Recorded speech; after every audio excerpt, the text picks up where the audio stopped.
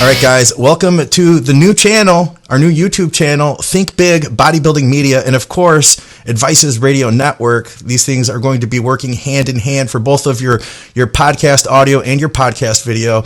And we started right at the top here. We've got IFBB Pro Brandon Curry. You're our very first interview for the network, man. Thank you so much for being here with us. Hey, man, I'm honored, man. It's a pleasure.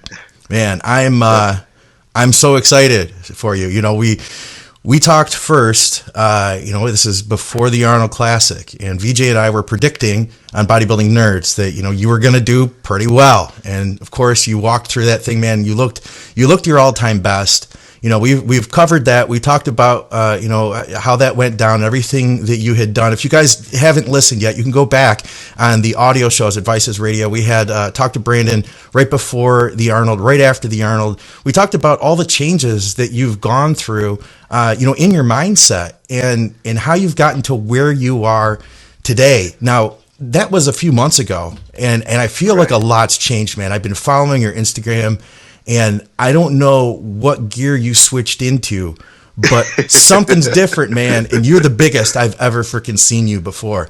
So, I mean, first of all, that's one thing I really want to talk about today is what you've done with your training and your nutrition, what Abdul has been doing with you.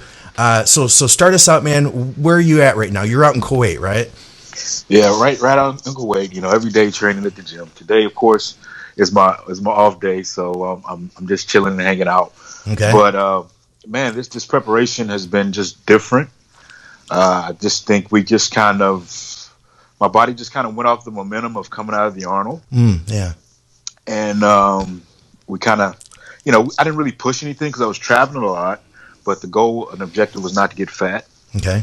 But during that time, I like to kind of do the opposite of what I would do here. So I lowered my volume a little bit, increased my intensity of my training. Okay. And since and my frequency. So it's kind of like a deconditioning effect, I guess you would say, as I'm letting my body weight go up as well, just from coming out of the show. Yeah. So, that experience was very positive for my body. My weight, was going up. I was staying pretty lean. I was feeling pretty good. I was getting strong. And that's pretty much what I try to do before I get back to home base here for training. I try to just work on getting stronger, just getting more solid, working on my weaknesses as much as possible, and trying to figure out how to better connect with the muscles that need to be worked. Okay. And so when I've come back, I'm practiced. Okay, so that all took place back in the U.S. This was all just post Arnold. Yes. You were home with the family, and I know you were also, you were making up for lost time too while you're in Kuwait. You don't have the opportunity to spend as much time with the kids. So I've seen all sorts of videos and pictures of you having time with the family. So you had that mental break too. The mental break, and when I wasn't in the gym too much. Okay. So when I was in the gym, my intensity was there, my motivation was there, my drive was there. Yeah. But everything else that was surrounding it, I was trying to enjoy life as much as possible, of course. Traveling with the family, doing things with the family has been great. And so it kind of just refreshes you, and then gives you a break from that zone. Yeah. But me being a bodybuilder that wants to improve, I'm still in work mode, somewhat, Of course. when I can be. Of course. Yeah. Because the goal was always on my mind. Yeah. So I knew that the plan was to come and win the Arnold for the 2019 season, and that would solidify my chance to be one of the front runners in the Olympia. Right. That was the goal, and that's what we set out to do. So I knew that my campaign would not be over just from winning the Arnold. I would need to capitalize on the Arnold, and bring in expectations into the Olympia. I had expectations, but make those expectations, real in the mind of a lot of the fans and the critics. Yeah. Really give them an opportunity to see that, I'm working towards the title. So by the time I got here, yeah. Oh, it was gravy. It was really gravy, really strong, really going hard, body changing really, really fast. Now, my wife had an idea that seemed to work out just right. Okay. She wanted me to come out 2 weeks early, just to kind of get my mind in the groove, and then come back home for 2 weeks because I had a guest posing in the U.S. Yeah. And my daughter had a national soccer tournament in San Diego. So my guest posing was in the Seattle area. Yeah. And, of course, we were in San Diego. So I basically went there to watch her play. Okay. In the national championships. And then I left there over the weekend to guest pose. Okay, yeah. In Seattle. So then I met them back home later. So that gave me 2 weeks to kind of spend with the family. We went to SeaWorld. We did some things out there in San Diego. Yeah, that's cool. Met up with some family, of course, as well. And then I was able to, I'm in that zone where I had to pose for Tangi Johnson and her show. Oh, yeah. So I'm already having to, start this campaign, as far as the fans and the community. Right. Connecting to the people that you're going to be standing in front of. And exactly. Sure. It makes it more of a reality. So that 2 weeks in Kuwait, I think was just my wife prescribed just right, because it gets me in that, okay, it's time to turn it on now, Yeah. And so I came back, and I'm still, in that zone. It's not letting me leave that zone because I know what I got to go back to. Right. And then I have an appearance. So by the time I got back to Kuwait, it's just back to it again, Yeah. And I bet by the time you got back at that second time, you were probably ready. You were like plugged in. You were feeling it. You got to talk to people. You got to kind of take the temperature of the crowds, and Also, my wife designed that I got to stay. I used to live out in Southern California. I used to drive up to San Diego to train at World's Gym at the time. It's called the Gym now. Okay. And that's where Pete Ciccone, Derek Farnsworth, I think Sergio Jr. trains there right now. It's a wonderful gym, bro. It's a wonderful gym. It's called the Gym now, and the owners are real nice. I went in there, and she got a place that's closer there, so I was less than 10 minutes away from that gym. Nice. So I could train every day. And I'm used to training that environment, and that's an area where I really went to push my intensity when I was younger. Okay. Derek and Pete and those guys. So being in there, in the open air element as well. Yeah. I got some good training while I was there. And it sounds like reconnecting too with your past. Like, I know that when I kind of get unplugged, if I think about like what I love about the sport, I think about like when I really was working my hardest at times, and when I was younger, I go back to a place like that gym and I start feeling those feelings again. Yeah, I can see what you're saying. And then being mistaken, like people not noticing you at first. Okay. I actually intentionally paid to get in. Really? Okay. And then I walked away from the desk, and something clicked, and he was like, "But I didn't take my money. I didn't give him my money. I didn't take my money back." Yeah. He recognized me. Yeah. He was like, "What in the world?" But so he recognized me, but not at first. Yeah. So I didn't. I don't mind paying to get in gyms. You got to support the community, so it's not a big deal. How often does that happen? By the way, because in our world, you go to the Arnold Classic, you're known by everybody. Now, if you take a guy like Shaquille O'Neal, everybody knows him. He's a sports figure, but he's also known by like the general public. How is that for you as a bodybuilder? I mean, I imagine your size. Like if you're just walking around San Diego with your family, you got to get some heads turning. But how often are people like, "Oh, that's Brandon Curry"? It happens very, very often. I bet. In the weirdest places, like I said, we were at SeaWorld, and as soon as I get in the gate, people want to come take pictures that knew who I was. So I was like, well, I wasn't expecting it, being all the way out here. But I guess, because I'm not in the community. I'm in my local community a lot. I understand that, but I'm not in the community at large. Right. A lot of times with my family, So, right. So yeah, it's interesting. It's exciting when that happens. But a lot of people have been following me for a long time. Kind of seeing this journey, Absolutely. So it's been interesting, but man, I had a blast at that gym. I'll be honest, it was a great idea. Like I said, I give credit to my wife on that. That's cool. But so going back, it was great, man. And I'll tell you something about this prep. It's been different from my Arnold prep. My Arnold prep was really, really easy. And I'm not saying this prep is any hard, but this prep has been, my body has fluctuated less. Really? Okay. Meaning that I've been, I got my weight up to a certain degree, and it's been hard to get the weight to come down. Really? Okay. But it's not like I'm not getting in better shape. So in my conscious mind, I'm looking at the scale thinking, I gotta get this weight down. But every time I look at a video or look at a picture, I'm like, well, I'm looking better. So Yeah. So luckily I had both both references, because in my mind I'm kicking myself in the butt. Yeah. And I'm doing more cardio this prep than I probably ever have in my whole career. Oh, really? Really? Like 2 hours a day. Wow. Wow. Split up, I take it, or how do you do that? Yeah, split up. Morning, Okay. and then in the evening. Okay. So What do you do for your cardio? Well, first we started out on the step mill. Okay. And then I was doing the bike in the evening. Okay. Okay. And then I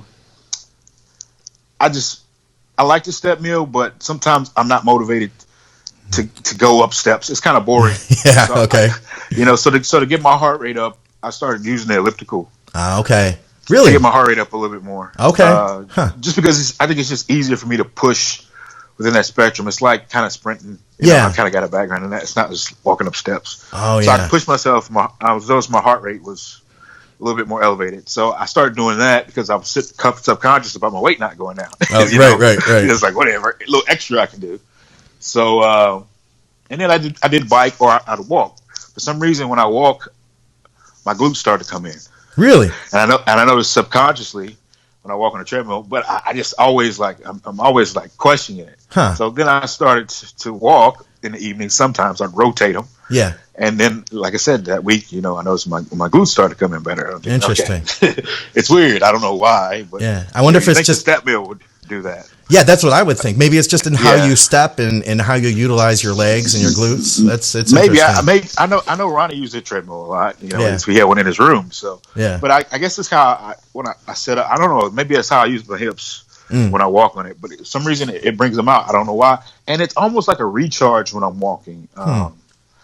It's like I've heard it. Kind of like you recharging your system. It's such a low intensity. Right. So it's like active recovery in a sense. I totally It kind of gets my body in this because I'll get up a treadmill and I'll have a pump. Yeah. I'm thinking, why do I have a pump? Yeah, everything feels good, man. I like the treadmill. It's a good way to start the day for me, and it's just like it's not like if I get on the stairs, man. I'm usually pretty hit by the time I'm done with that. Right.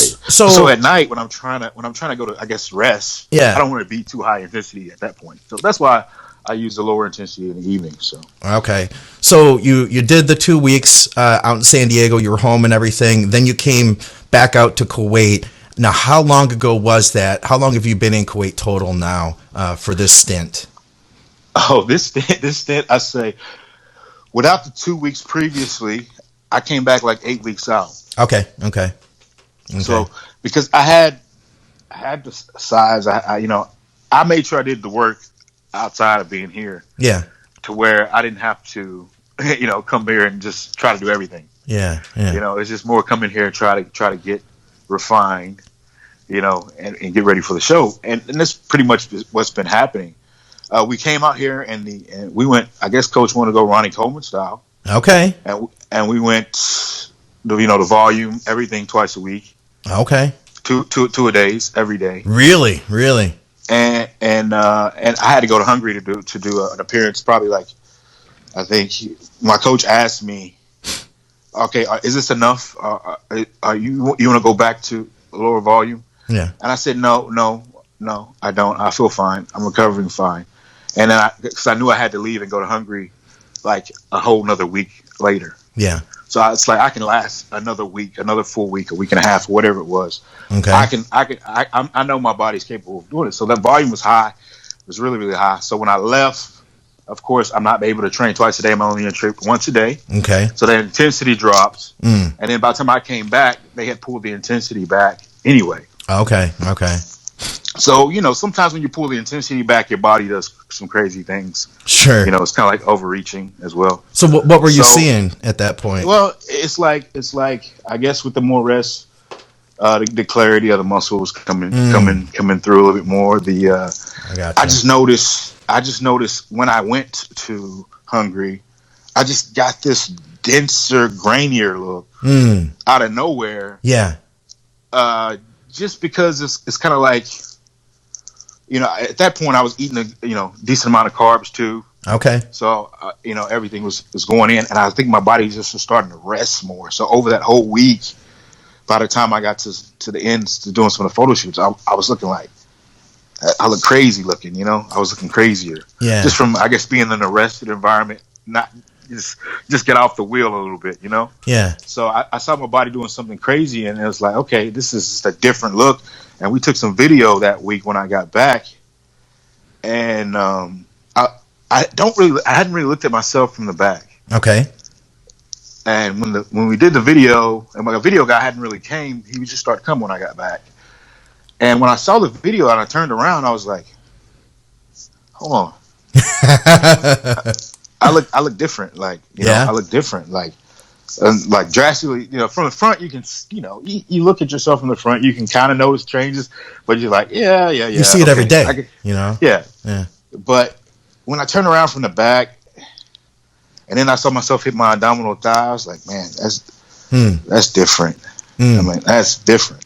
Yeah. And so I know I'm coming to this show, and I'm thinking, okay, the scale's not want to move much. I'm really trying to push the condition. I know I'm coming in better condition because my coach is a stickler for it.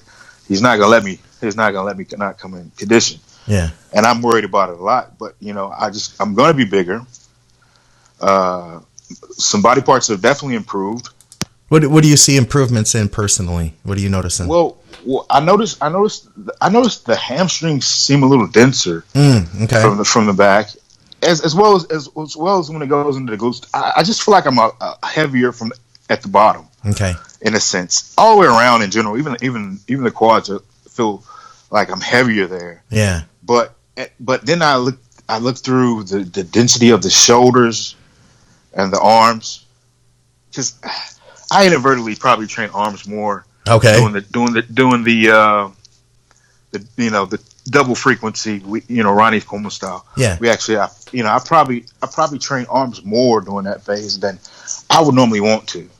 Okay.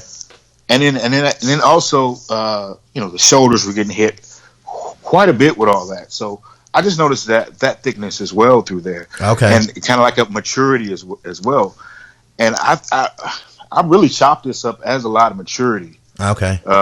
As well. I think timing is everything. Yeah. Yeah. And right now it's like the season for me is like, no matter what we think we should do or think we should be going on, my body is like doing what it says it thinks is best right now. Nice. And it's not like I'm disagreeing with what it wants to do. Right. But it's like, man, this is like, and that makes it crazy for me having such an opportunity. And everything and your body behaving like you hasn't before in a good way. Yeah. It makes it crazy. It's like I'm going into this Olympia. We made these plans. I want to be spoken of as a front runner. I want to be a threat to the title. And my body's everything I see is leading me in that right direction. That's awesome. And and that's a blessing to me. But it's like it's really cool for your mindset. Oh yeah, really absolutely. Cool for your mindset. It's like you got this piece about it. Yeah. And I don't stress a lot in the first place, but it's like when everything you do, you feel okay. I'm catering to what's about to happen. Yeah. What I want to happen. So it's weird. It's a weird feeling, and it's like you think to yourself, oh, man, how long ago was I thinking about this may be happening? Yeah. Like how early? How long ago was that? When I saw Ronnie lose his title in 2006 at my very first Olympia visit, that kind of turned it on for me. Yeah. Why was that? Why did you what happened there that made you to realize that this could be a reality one day? Because to me it was impossible for Ronnie to be beat. Okay. At the time, and I thought the impossible just happened. Okay. Yeah. And for me, it was an epiphany in the sense that, I know the room was loud, but everything in my mind was quiet. And I'm looking at this like, wow, yeah. I'm here for this. Because I'm thinking, why am I here for this? Yeah. I'm not really supposed to be. I wasn't supposed to be at the show. I know I wasn't. I wasn't on the list to be there. I got let in with some bottles. Okay. that happened to, we had the same manager. So wasn't supposed to be there. But I came in that right moment. Ronnie's routine. Yeah. And I was right there at that right moment. Okay. Interesting. And that turned it on for me as far as bodybuilding. But I think to myself, was I anticipating winning the Olympia at that time in my young mind? I know it set me off. It gave me purpose. Yeah. But was I thinking about one day being Mr. Olympia at that time? That's a lot, man. It's a lot to consider, a lot to think about. Yeah, it's a lot to think about.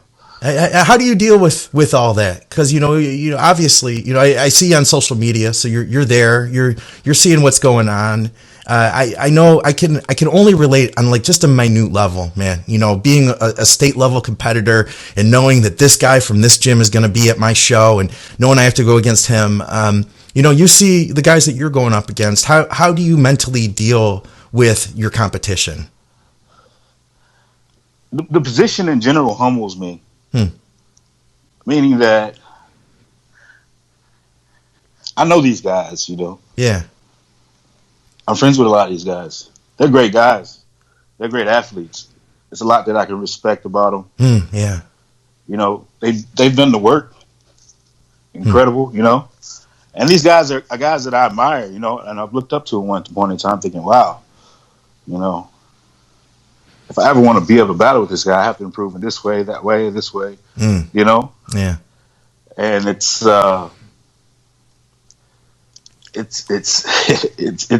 crazy because I feel like I have a lot of love in the sport, Yeah. from my former competitors, man. I respect everybody, even people that I know for whatever reason don't want to see me be successful. I still respect them. I still respect them, and I respect what they've accomplished and what they've done. Sure. I can't help it.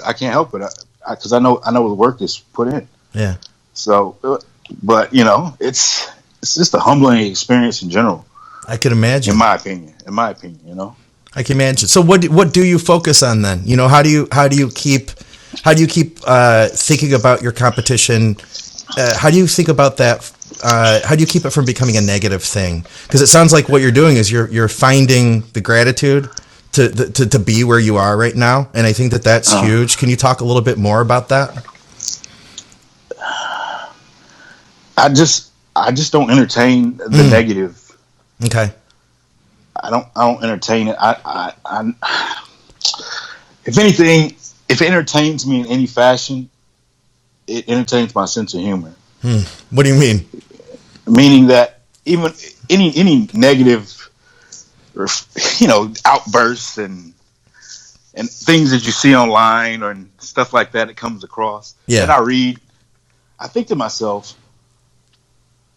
really, what is that person going through to where they have to blurt that negativity? Like, why are they so tortured within themselves that it's like they think they're coming off. I don't know how they think they're coming off, but it's almost laughable in a sense that you have to waste your time. So you have a good perspective, is what it sounds like. Yeah. It's like, and in a sense, that dynamic also creates balance. What do you mean? Meaning that I don't want to hear everybody rooting me on. I don't want to hear that. I want to know that there's adversity. Yeah. I want to see that balance, because that balance is also good for the people that come in there and are reading and are curious. Yeah. It's also, it's content in any form of fashion, any way you look at it. Sure. Sure. And it makes it interesting, and people want to see how you respond. Sometimes I do respond. Yeah. I've never seen you really lash out at anybody. It seems like you keep your cool pretty quick. I'm not going to lash out. A lot of times I'll thank them. Yeah? Yeah. For keeping things interesting. Right on. I don't know how they take that, but sometimes I think it's a little appreciated, because I was getting numb reading, all this until I got here. Then all of a sudden it made my day. Made it interesting again, huh? A little more interesting again. I understand. So it's like, I don't know, man. It's like, I don't know if I don't take it either way. Whether it's good or bad. I guess it's not gonna rock my boat. Right on. Well, I know everybody's not gonna like me. Yeah. Back to the bodybuilding side of things, the sport of it. So, you said this has been an 8-week prep, or basically 8 weeks in Kuwait. You've obviously been dieting for longer than that. Yeah, this last 8-week period. Let's see. So we've got a couple weeks left now. Can you tell us about where you're at weight-wise? What's going on the scale in the morning? Well, when I woke up yesterday, I was like 255. Okay. I say I gain anywhere from 3 or 4 pounds over the day. Okay, typically. That's it. Huh? Yeah. That's not much. That's it. Is it? I don't know. Yeah, I don't think that's much, man. I know, like, VJ gains 10 pounds through the day, and he weighs, and he and I are both like, 60 pounds less than you. So. Okay. So I don't really. Yeah, I don't. I also hear a lot of people, like, when they pull water, they lose a lot too.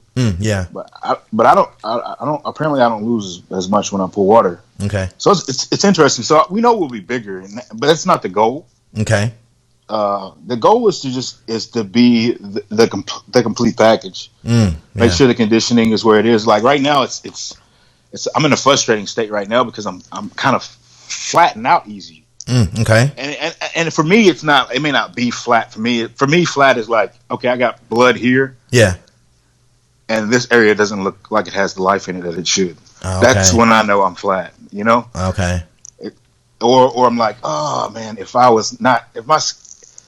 I wouldn't look so soft here if I just had a little bit more carbs. I know I wouldn't, Yeah. And sometimes it's like that's what I'm getting to, that state where I'm kind of like, no. So my wife reminds me too. She's like, you look flat right there. I'm like, yeah. She says, I've never seen you this flat before. Huh.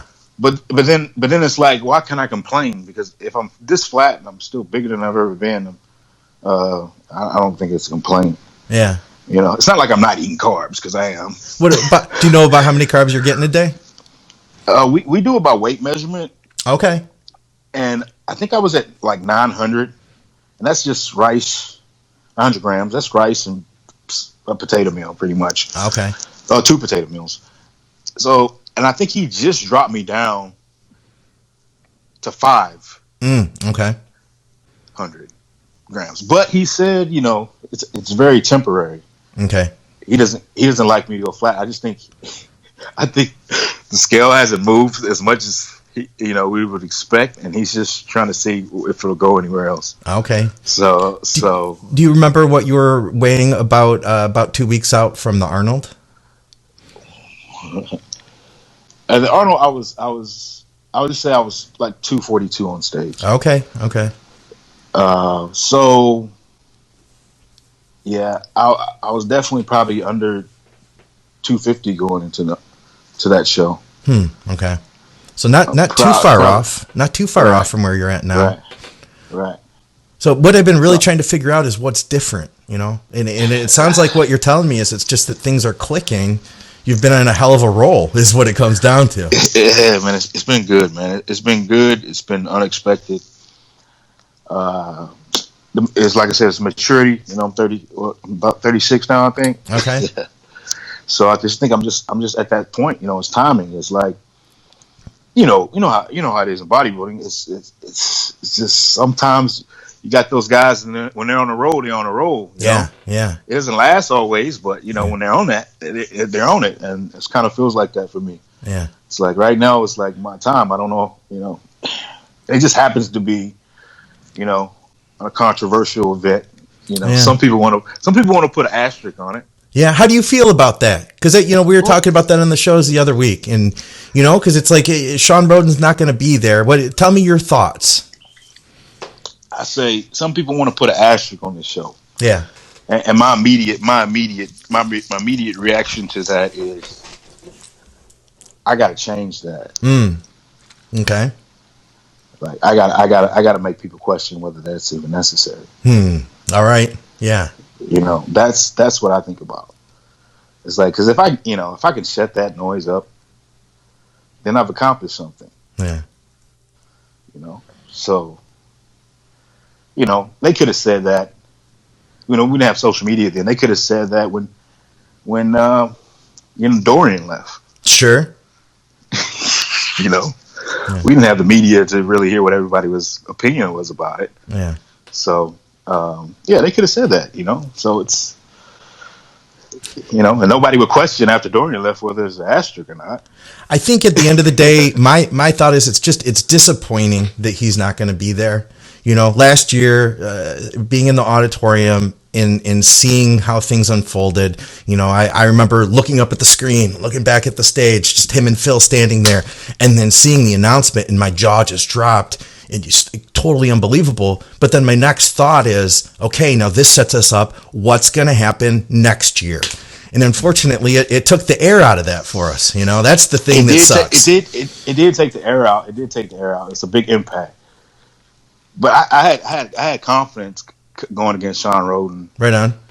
I really did have confidence. My question was, man, I really wanted Phil Heath to come back. Yeah. Okay. I really did, because I knew what kind of motivation that would provide for me. Because I admire him, and in my head, that's what I was chasing. Okay. Yeah. Wow. Wow. Yeah. In my head, that's what I was chasing. So, I tried. I was trying to get him at the Arnold to say he would want to do it. Yeah. But he kind of beat around that bush, and he's not doing it apparently. So. Yeah. Maybe I'll just have to wait, but that's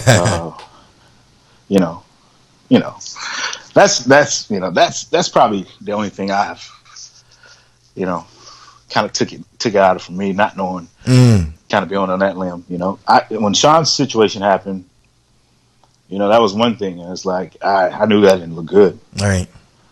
And I feel bad for him. I was like, man, this is crazy, man. Absolutely. On so many levels, Yeah. I'm like, wow. Yeah.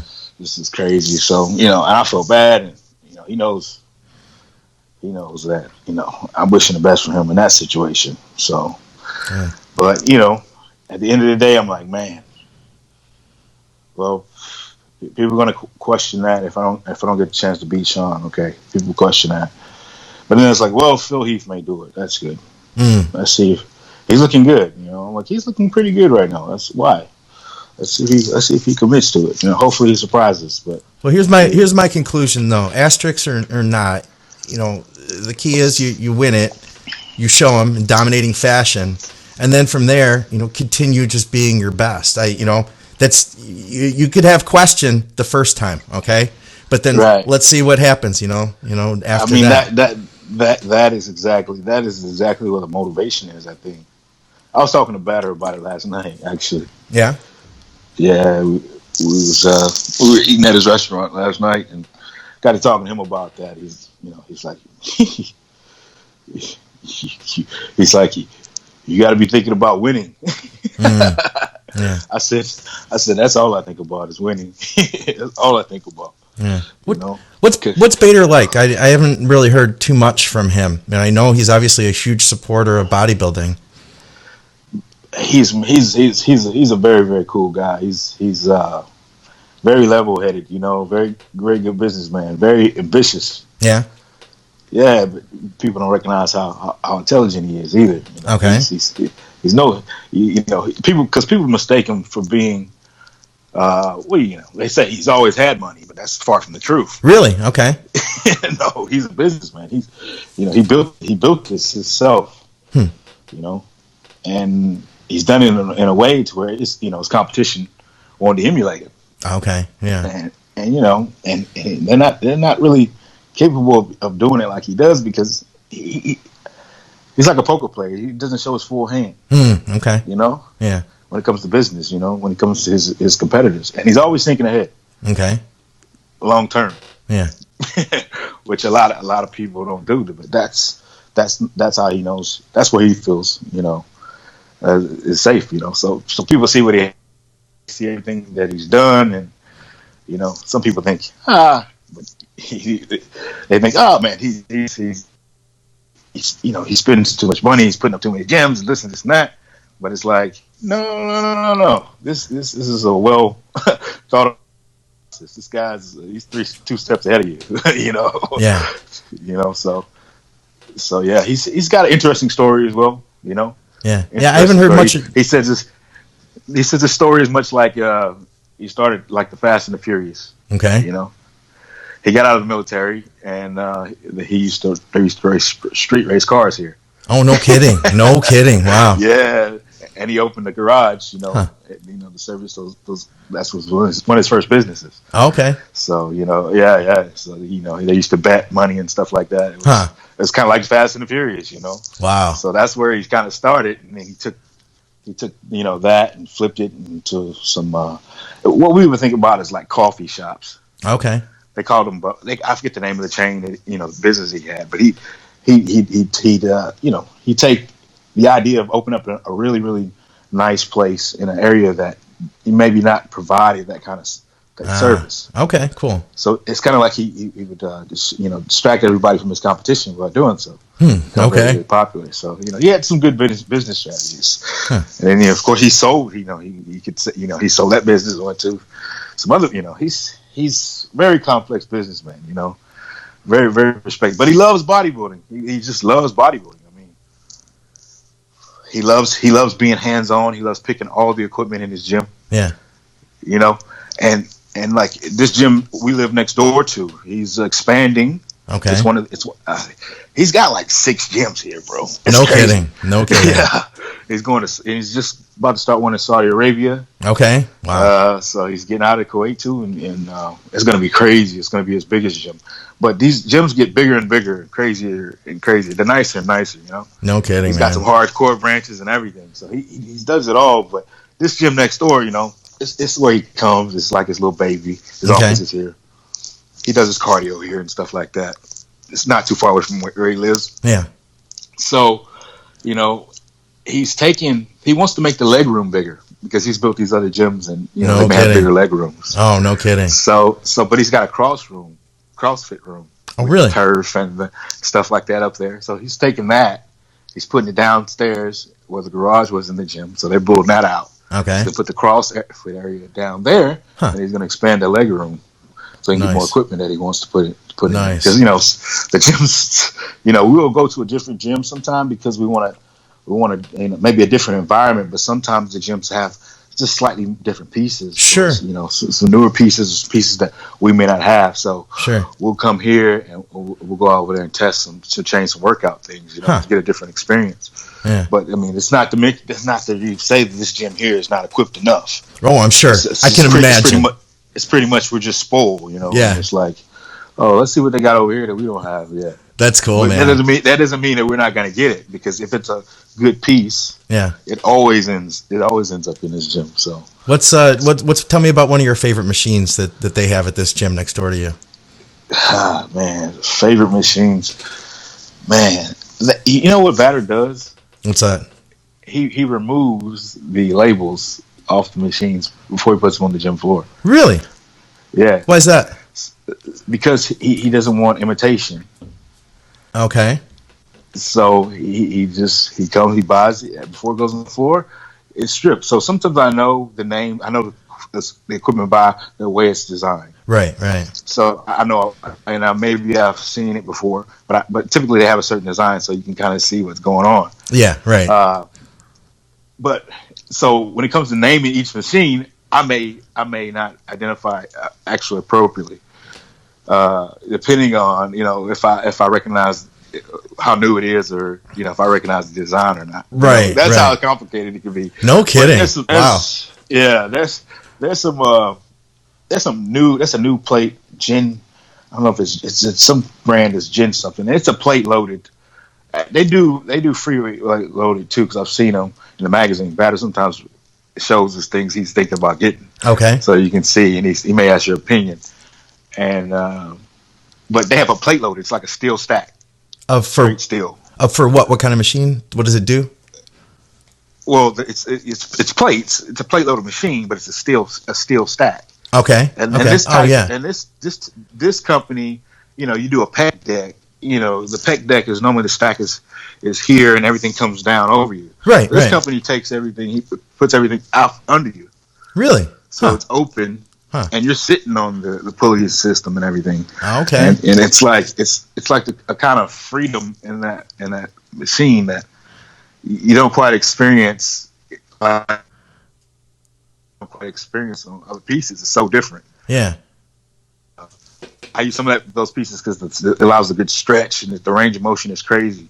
Sometimes the cams on those machines are a little different, so the intensity phases are different. I tell people all the time, when you train in a gym, you got to use the piece the way it caters to how it targets the muscle. Most people say go through a full range of motion on everything they can. Right. But some machines, they have a groove. Yeah. To where you get maximal tension on the muscle, I know what you mean. And some of them transition from one groove to the next. So during the middle, it's like a low, and then at the top it becomes a peak again. Yeah, yeah. So it's like a start intensity, and it's like a give and then a back. Yeah, like, you know. So sometimes it's like that. So it's each piece is a little different. So, man, it's so much complexity that we use a lot of different pieces in the gym. Wow. So you're really putting a lot of thought in.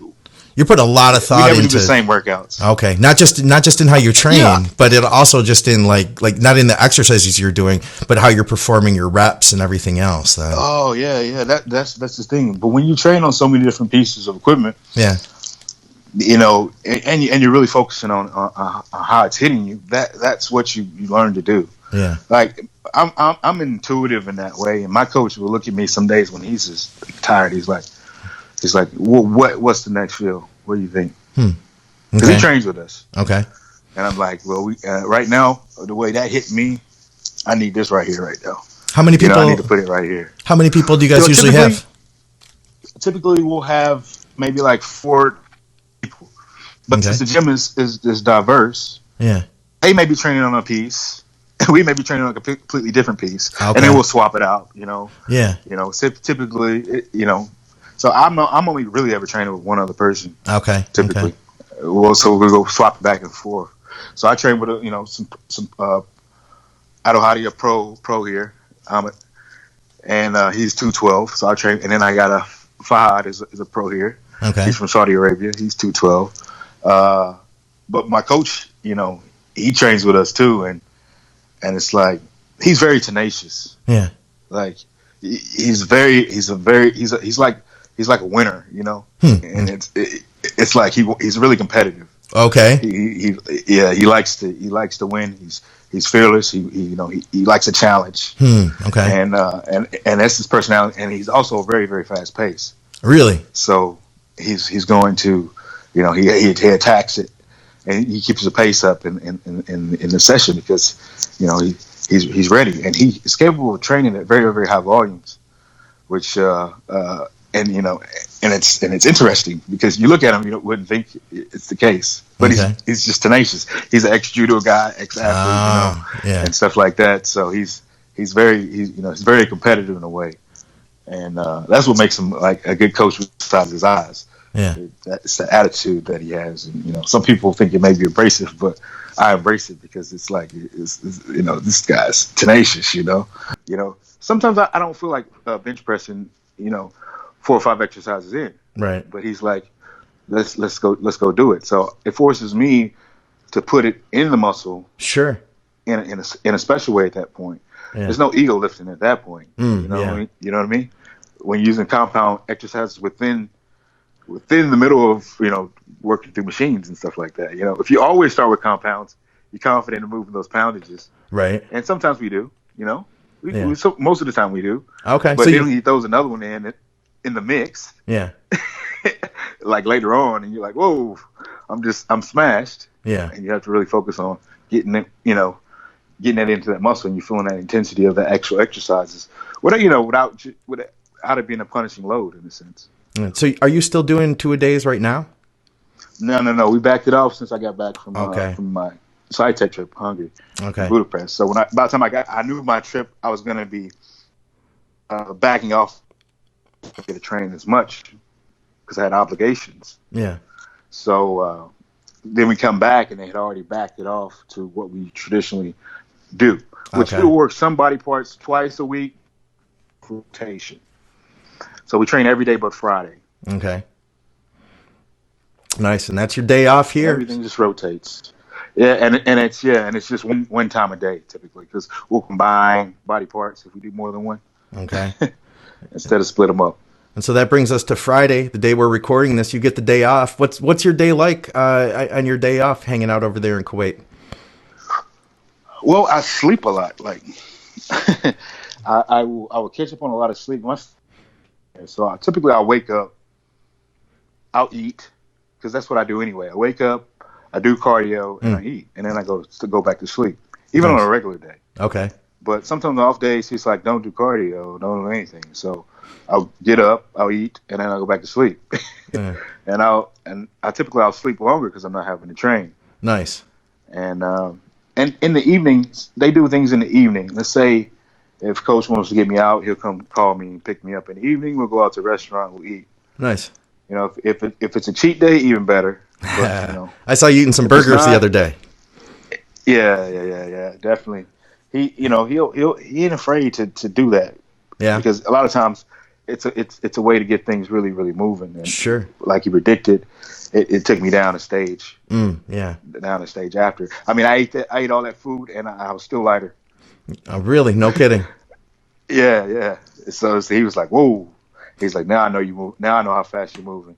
You know, something I wanted to mention too while I had you here, that I don't know if we really covered this in depth on the last episode that we talked, but in the past I had heard people say, and we talked about this a little bit, that people were like, "Oh, well, Brandon has his family and he leaves them all behind to go over and train in Kuwait, and he's not taking care of them." But talking to you more, this is your living. I wanted to talk about this a little bit. This is your living. This is how you can support them. And ideally, man, I mean, no matter where you're at, I mean, you're doing a great job. This is going to be a way that you can take care of them for a really long time by being over here for 8 weeks. And B, when we tried to schedule last time, you had to, I think we talked while you were like waiting to go pick up one of your kids or something. The difference is that, I want to tell you guys this at home. The difference is that Brandon will not do what he needs to do for bodybuilding because he's going to be taking care of his kids. Because you love your kids so much, you're going to put them first because that's what a dad does. And so this is your opportunity to have to separate yourself from that in order to be your best. It's something that I didn't quite understand until talking to you more, and it's something I wanted to make sure that the audience knew too. Because it's intense, man. It's intense. I like being a good dad, and my kids are really, really proud of me, and they talk about, they can't wait to see me, of course, but I like seeing them do well, man. I can't wait to come back and see football season. I got 3 boys playing, and I can't wait to see. I haven't seen my daughter play volleyball yet. She just picked up volleyball, and apparently she's killing it. Nice. They don't believe she's never played before. So I can't wait to see that stuff and get the personality. I'm on the phone a lot with them, so yeah, I see the personality changes. Okay.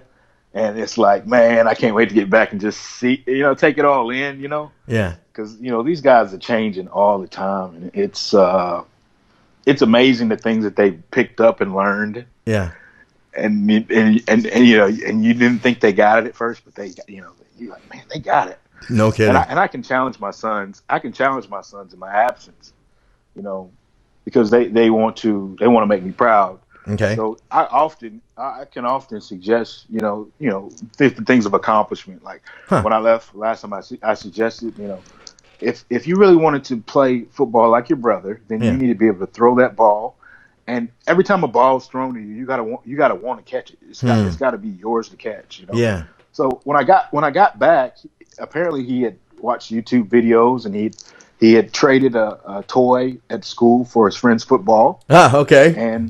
And he was working with football a lot, and he was, getting his mom, and people throw it to him. His mom can throw a football really well. No kidding. His sister, yes, they can both throw football. That's cool. And so he, by the time I got back, he was throwing that spirals, and he was catching everything I was throwing at him. And wow, I'll be damned. I was like, okay. And it's the same thing with all of them. I try to find out where they're at in their head. Yeah. Because I know if anybody's going to be able to get in their head and motivate them and get them to, think outside of themselves or push themselves. I know I can. So as a dad, you can challenge your kid's ego. Okay. And because I have, you got to know your kid. Yeah. If your kid has an ego, then you have to challenge his ego. That's how you can, that's how you can get him to be his best. Yeah. If your kid doesn't have an ego, it's not going to work to challenge their ego. You're just gonna make them, insecure. Right. But I have, I know my sons well, so some of them I have to challenge. Some of them, my youngest, I have to. He's more complex. Okay. In a sense, he's more. I think he's more different from me in a lot of ways. Huh. But he has a side of me that I'm not very aware of. Interesting. Meaning, everybody else recognizes it. Okay. In him. Yeah. But I'm not aware of it because I don't connect with that side of me, I guess, as much as I probably should. That's kind of deep right there. So that is.